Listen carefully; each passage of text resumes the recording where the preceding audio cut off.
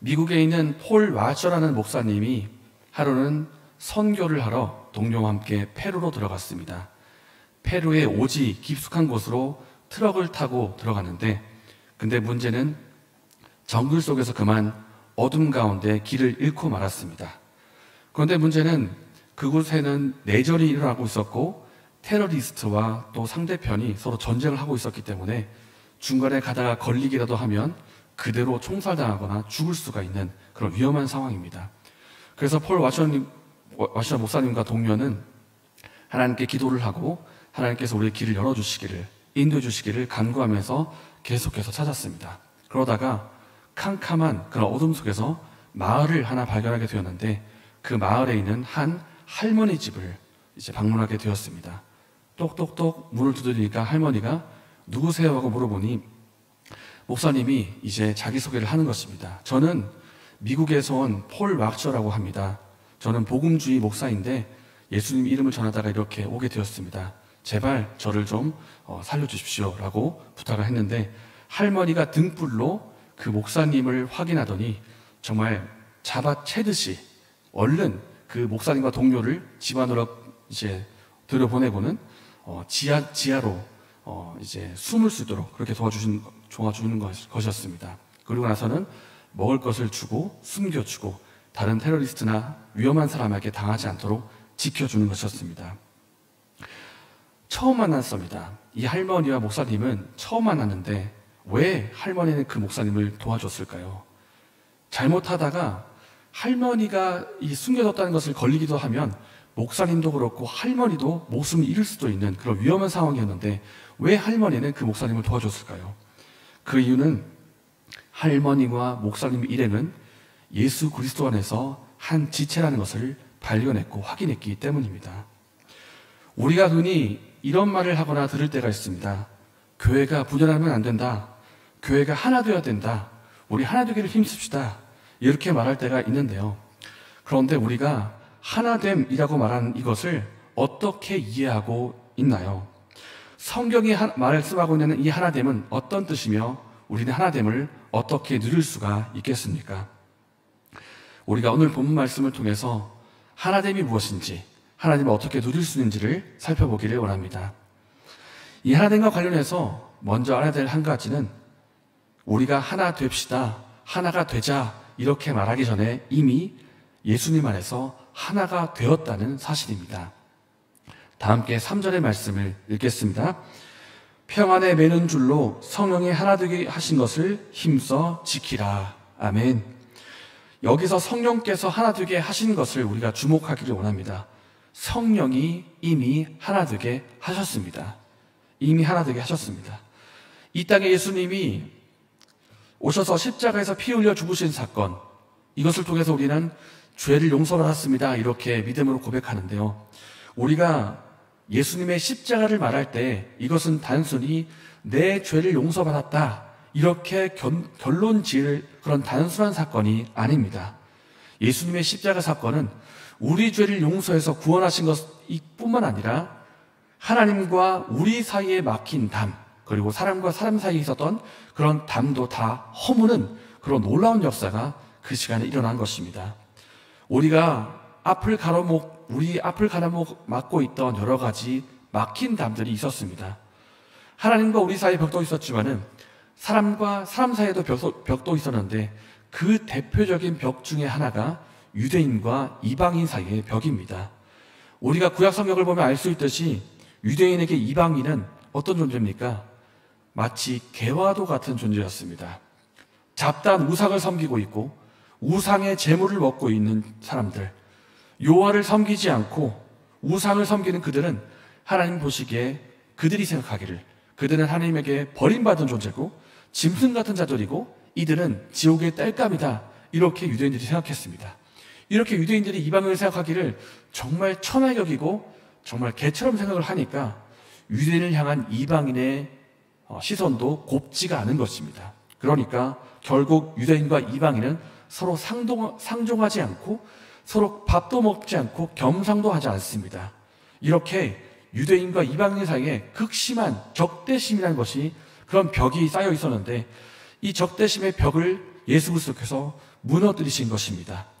그는 우리의 화평이신지라 둘로 하나를 만드사 원수된 것 곧 중간에 막힌 담을 자기 육체로 허시고, 예수님께서 십자가에서 우리의 모든 막힌 담을 허셨기 때문에 누구든지 하나님의 자녀가 될 수가 있고, 예수님 안에서 더 이상 유대인과 이방인의 구분이 없는 것입니다. 그렇기 때문에 그 은혜로 우리도 예수님 믿고 하나님의 자녀가 된 것입니다. 사도행전을 보면 안디옥 교회가 나옵니다. 우리가 자주 한번 들어봤죠. 안디옥 교회가 있는데, 이 안디옥 교회는 사람들로부터 최초로 그리스도인이라는 그런 칭호를 받은 교회이기도 합니다. 그런데 이 교회의 구성원들을 보면 정말 독특한 것이 있는데, 13장 1절의 말씀을 보면 여러 사람들이 나오는 중에 바나바가 있습니다. 우리가 잘 알고 있는 그 바나바입니다. 그런데 이 바나바의 출신 성부를 보면 유대인이고요, 유대인 중에서도 레위 지파 출신입니다. 유대인 중에 유대인이라고 말할 수가 있습니다. 제사장이고. 그 옆에 누가 있느냐? 유대인이 아닌 사람이 있는데 이방인 시몬이 있습니다. 근데 이 시몬은 아프리카 계열 사람이고 니게르라고 불리고 있습니다. 니게르가 바로 아프리카 출신을 말하고 있는데, 시몬은 흑인입니다. 그 옆에 또 한 사람이 있는데 이방인 출신 루기오가 또 있고, 그리고 또 한 사람이 누가 있습니까? 마나엔이라는 사람이 있는데, 이 마나엔이라는 사람은 헤롯 가문에 있는 헤롯의 젖동생입니다. 여러분, 헤롯이 누구입니까? 분봉한 헤롯은 유대인에게 등불과도 같았던 세례 요한을 목베어 죽인 사람이 바로 헤롯입니다. 그리고 예수님께서 십자가에서 달리실 때 예수님을 조롱하고 십자가에 달리도록 내어준 사람이 바로 헤롯입니다. 그 헤롯의 가문 출신의 마나엔이 교회 안에 들어와 있는 것입니다. 다시 한번 봅시다. 만약에 우리가 유대인이라고 한번 생각해 봅시다. 내 옆에 흑인이 앉아 있습니다. 내 옆에 이방인이 또 있습니다. 또 옆에 한 사람이 앉아 있는데, 그 사람은 예수님을 죽인 사람이고 세례 요한의 목을 벤 유대인에게 있어서 믿음의 사람에게 있어서는 원수와 같은 사람의 가문 출신의 마나엔이 앉아 있습니다. 이들이 용납이 되겠습니까? 그런데 이들은 서로를 용납하고 있습니다. 뿐만 아니라 안디옥 교회의 지도자들이 되어서 함께 힘을 합하여 교회를 세워가고 있습니다. 어떻게 이것이 가능합니까? 그것은 바로 예수님 안에서 하나가 되었다는 것을 그들이 몸소 믿었고 실천했기 때문입니다. 인종과 가문과 배경을 모두 뛰어넘고 서로가 예수님 안에서 하나님의 자녀요, 한 지체요, 한 가족이라는 것을 그들이 믿었고 실제로 그렇게 순종하고 실천했기 때문입니다. 우리가 기억해야 할 한 가지 사실이 있습니다. 우리는 이미 예수 그리스도 안에서 이미 하나라는 사실입니다. 우리는 예수님 안에서 동일한 믿음의 고백을 하고 있고, 예수님이 주시는 동일한 세례를 받았고, 한 분이신 하나님 아버지를 모시는 우리는 예수님 안에서 한 몸이요, 한 지체이고 하나입니다. 이것을 우리가 믿고 고백하는 저와 여러분 되시기를 바랍니다. 우리는 예수님 안에서 이미 하나입니다. 주님도 한 분이시고 믿음도 하나이고 세례도 하나이고 동일한 하나님을 믿고 있고 동일한 소망을 가지고 있는 우리는 예수님 안에서 이미 하나입니다.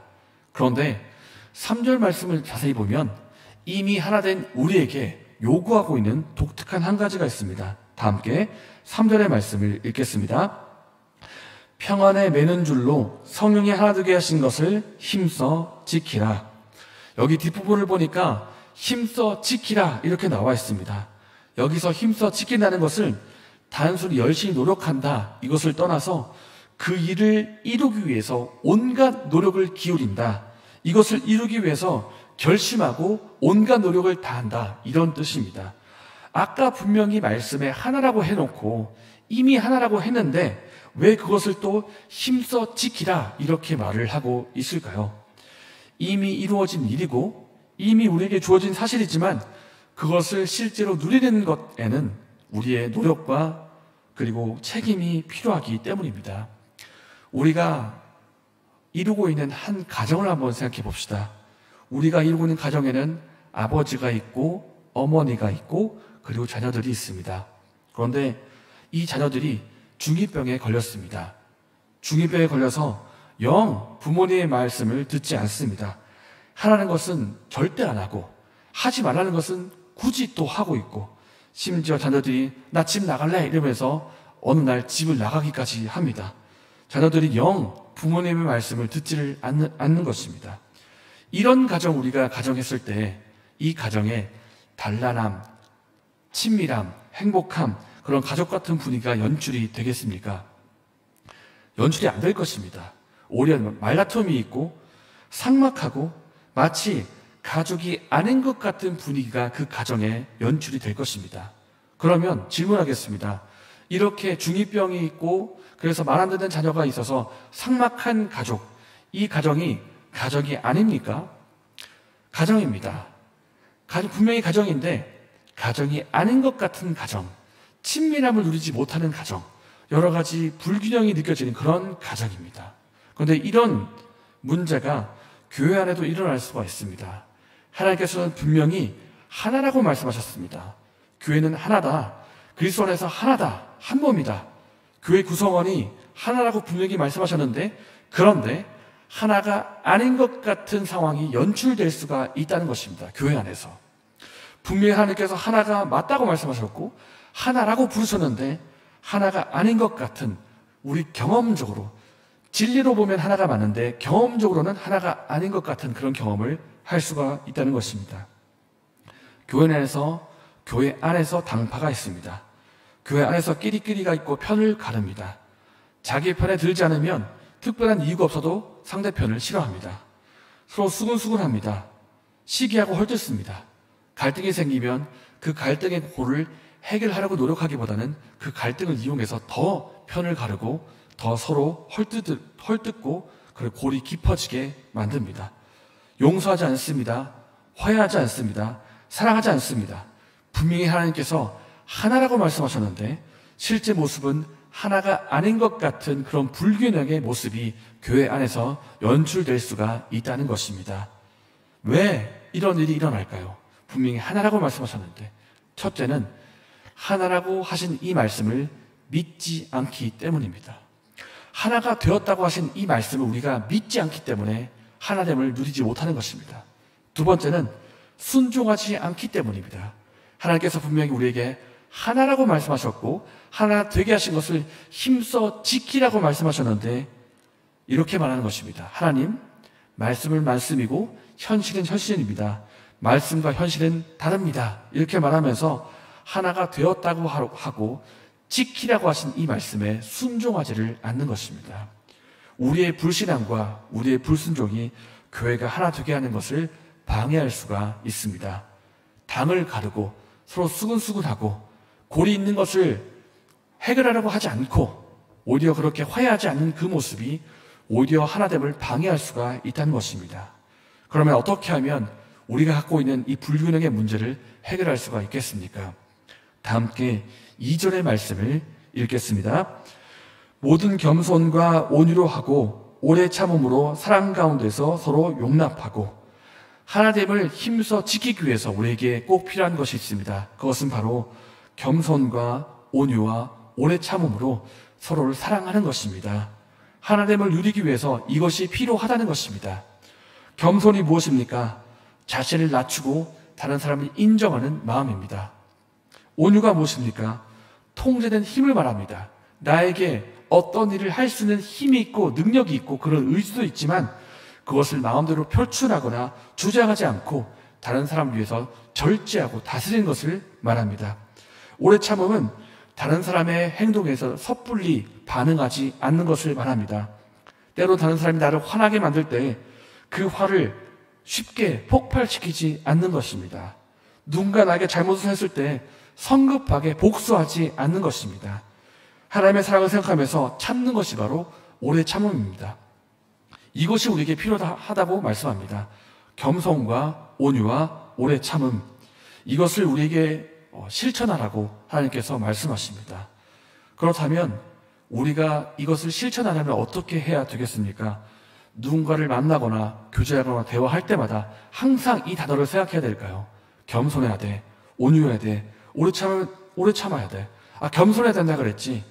온유한 마음으로 해야 된다 그랬지. 근데 왜 이 사람이 자꾸 나를 화나게 할까? 내가 오래 참아야 되겠다. 매 순간마다 이 단어를 생각하면서 이렇게 하라고 했지 하면서 이것을 실천에 옮기기를 계속 생각하는 것이 실천하는 것일까요? 이렇게 하다가는 우리가 겸손의 마음을 품기 전에, 온유한 마음을 품기 전에 스트레스로 병부터 날 것 같습니다. 어떻게 하면 될까요? 쉽게 말하면 상대방을 사랑하면 됩니다. 성령님의 힘입어서 지체를 그냥 사랑하면 됩니다. 사랑은 오래 참고, 사랑은 온유하며, 시기하지 아니하며, 사랑은 자랑하지 아니하며, 교만하지 아니하며, 무례 행하지 아니하며, 자기의 유익을 구하지 아니하며, 성내지 아니하며, 악한 것을 생각하지 아니하며, 그 외에 다른 계명이 있을지라도 내 이웃을 내 자신과 같이 사랑하라 하신 이 말씀 가운데 다 들었느니라. 사랑은 율법의 완성이니라. 사랑 안에 다 들어있습니다. 겸손도, 온유도, 오래 참음도. 우리가 사랑하면 필요에 따라서, 때에 따라서 필요한 것들이 다 흘러나오게 되어 있습니다. 왜냐하면 겸손에, 온유에, 오래 참음에 그 모든 성품의 원천이신 하나님이 사랑이시기 때문입니다. 우리에게 중요한 질문은 내 옆에 있는 지체를 사랑할 것인가 하는 질문입니다. 우리가 한번 질문해 보기 원합니다. 여러분, 옆에 있는 지체를 사랑하시겠습니까? 이것이 우리가 답해야 할 질문입니다. 우리가 이것에 사랑하겠습니다라고 답하기를 원합니다. 사랑하는 여러분, 하나님께서 우리를 교회로 부르실 때 이미 하나로 부르셨습니다. 우리가 하나를 위해서 노력할 필요가 없이 동일한 믿음과 동일한 세례와 한 분이신 하나님을 섬기는 우리는 이미 그리스도 안에서 하나입니다. 하나이신 우리가 서로를 사랑하기를 원합니다. 우리가 이 부르심에 합당하게 살아서 사랑 안에서 겸손하고 온유하고 또 서로를 향해서 오래 참음으로 나아갈 때, 사랑할 때 하나님께서 허락하신 이 하나됨이 더욱더 견고하게 세워지게 될 것입니다. 이러한 은혜가 저와 여러분에게 있기를 바랍니다.